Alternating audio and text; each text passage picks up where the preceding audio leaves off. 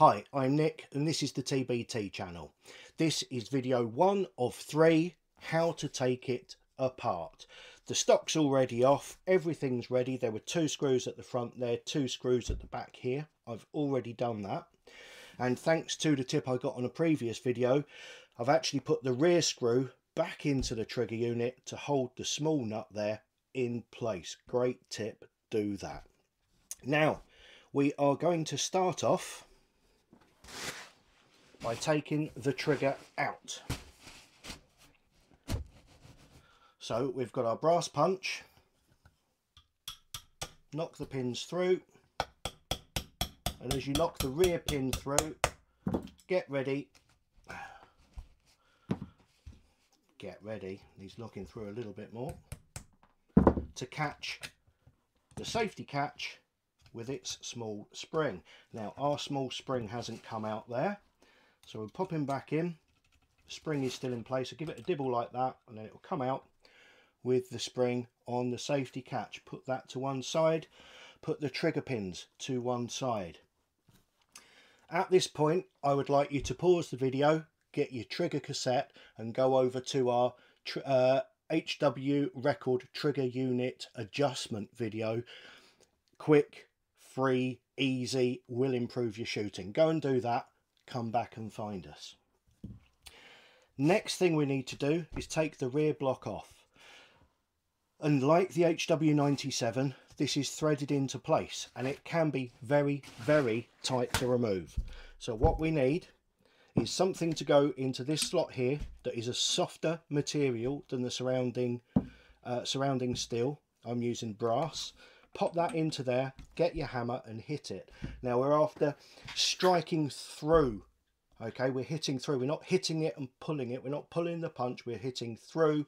One hard, fast strike. If it doesn't work on the first go, you just have to keep going until it does. Maybe get a big hammer. So it's just bang. You're not trying to impart any torque onto the gun. Okay, I've seen where people have put a spanner or similar around the breech there to stop it moving. If you impart torque onto there, you could twist things and ruin it. So don't do that. Just, you're trying to shock the threads into letting go. Once they've started to let go, it simply undoes. Now you do have to be aware that there may be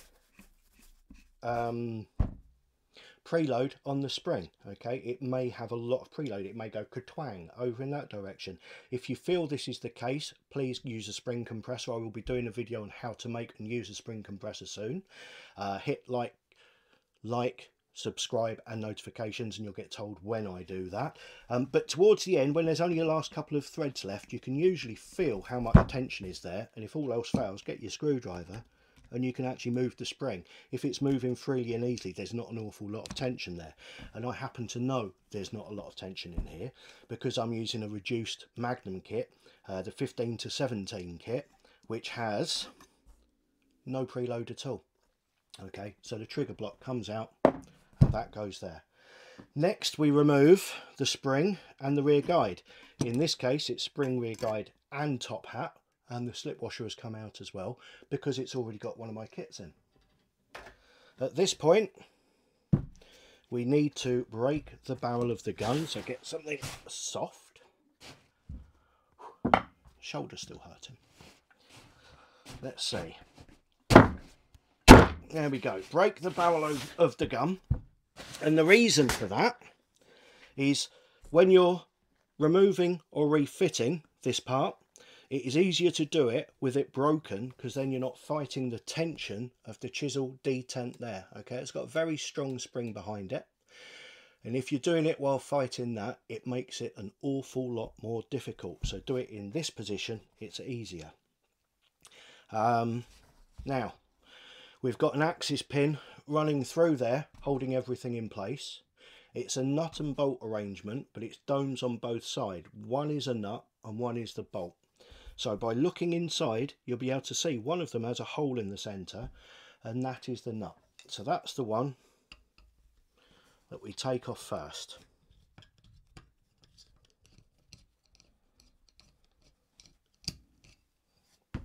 Like that.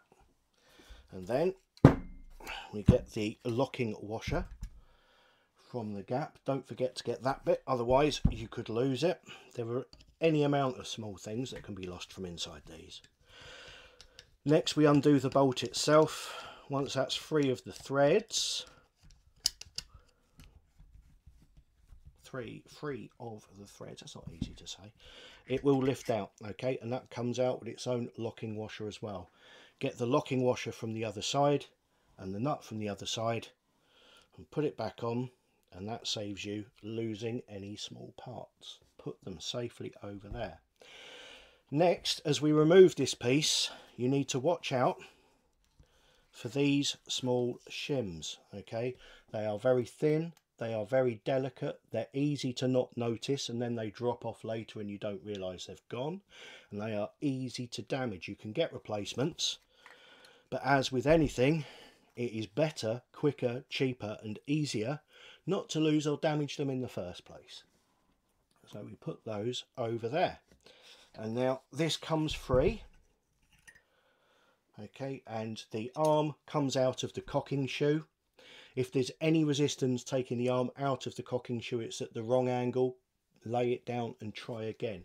If you force it, you risk breaking this little nose off the front of there. You can get a replacement cocking arm, but as with everything, as I just said, it's easier not to break it in the first place. Next, you'll get your cocking shoe. This is one of the newer cast cocking shoes. The earlier ones were a pressed steel affair and they lay underneath the chassis but on top of the piston sleeve, okay, so it required a piston sleeve to work.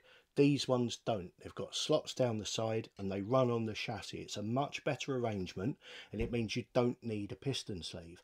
And my opinion of piston sleeves is they're only really there to stop grease escaping. With one of our kits you need less grease anyway, so the piston sleeve is just dead weight that you don't need inside the piston. Also note on this, you've got a small double at one end of it, that part goes towards the rear, okay, so when you're putting it back in you think, oh, how does that go? The small doubly part goes towards the rear, but I expect I'll mention that in part 3. Then we remove the piston, and because we've taken everything else out, it is simple. It just slides out like that.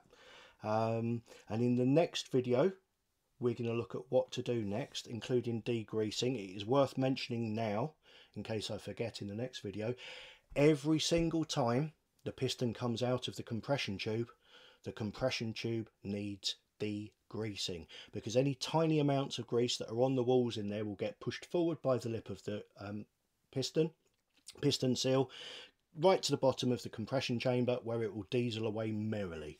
So always degrease every time this part comes out, and that is it. Join us in part 2 and then part 3. Hopefully you've watched by now. If you haven't, do it in this gap.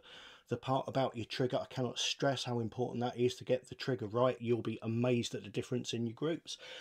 Thank you very much for watching. I will see you all on the next one. Goodbye.